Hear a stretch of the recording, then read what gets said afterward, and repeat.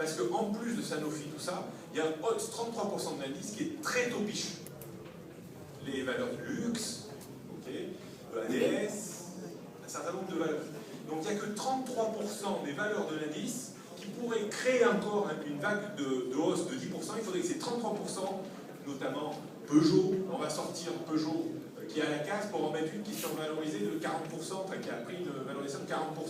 Donc bon, on va encore limiter le potentiel de hausse de l'indice en intégrant Solvay. Voilà, alors mon analyse est très simple et très contrariante, si vous voulez. Et jusqu'à présent, cette étude-là, faite de mois en mois, a plein d'intérêts. Et je vous engage à le faire. Cet intérêt est multiple. Pourquoi? Parce que déjà, ça vous donne des bornes d'évolution min-max.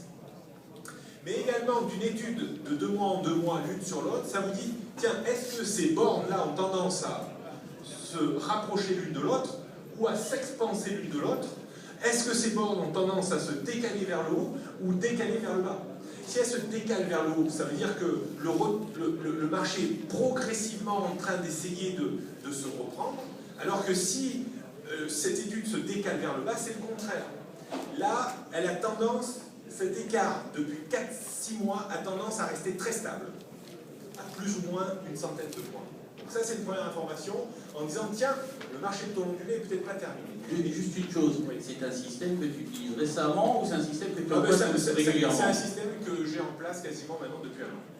Et j'y avais pas vraiment pensé avant, mais c'est un système dans la gestion de mon fonds qui a toute son importance. C'est-à-dire que vraiment, je fais confiance à ce système.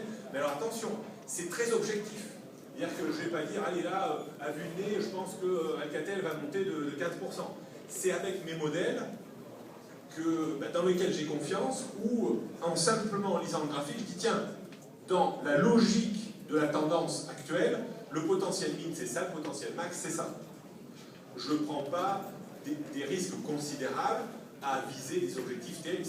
Je reste sur des objectifs statistiquement atteignables en travaillant la logique de situation du moment. Et l'autre chose qui est intéressante, c'est de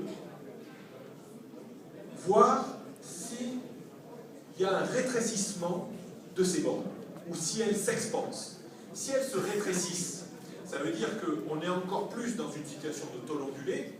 Si elles ont tendance à s'expanser, c'est-à-dire de mois en mois, ça veut dire qu'on est en gage d'attendre un mouvement peut-être plus nourri, plus haussier ou plus baissier, si c'est avec un décalage à la baisse, et cet écart diminuer très progressivement depuis quasiment 1 an, et à la dernière constatation, il commence à se réouvrir un peu.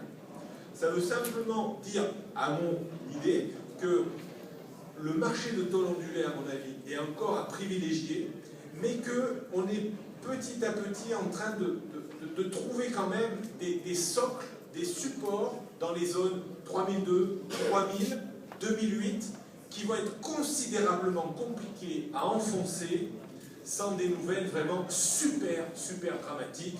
Alors, il peut y en avoir plein, on peut envahir l'Iran, on peut déclarer la guerre à Syrie, il peut y avoir plein d'événements qui effectivement deviennent très graves pour la stabilité mondiale, mais je ne le souhaite pas bien entendu, mais il va falloir vraiment des choses terribles pour enfoncer ça. Et à contrario, il faudra des choses très positives.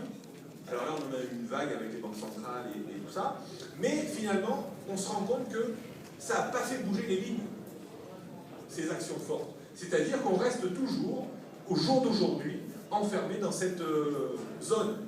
Et pour moi, comme l'action des banques centrales, là, comme le disait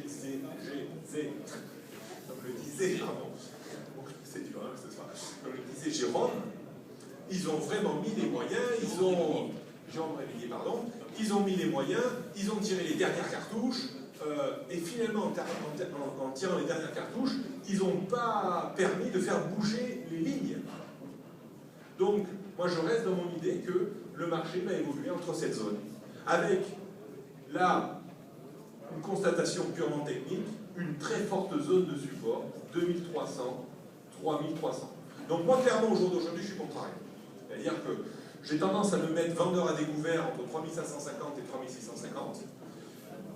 Voilà, oui, effectivement c'est pas très logique.